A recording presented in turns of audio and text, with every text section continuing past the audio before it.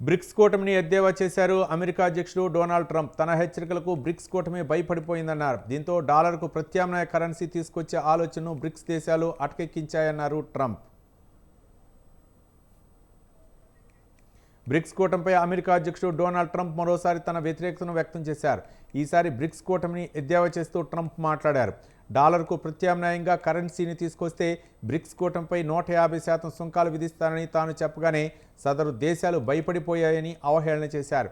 డాలర్కు ప్రత్యామ్నాయ కరెన్సీ అనే మాటనే బ్రిక్స్ కూటమి మరిచిపోయిందన్నారు అమెరికా అధ్యక్షుడు ట్రంప్. కాగా కిందటేడాది రష్యాలో కజాన్ వేదికగా బ్రిక్స్ శిఖరాగ్ర సభ జరిగింది. ఈ నేపథ్యంలో ఉమ్మడి కరెన్సీ రూపొందించడంపై దృష్టి పెట్టాలని రష్యా అధ్యక్షుడు వ్లాదిమిర్ పుతిన్ పిలుపునిచ్చారు.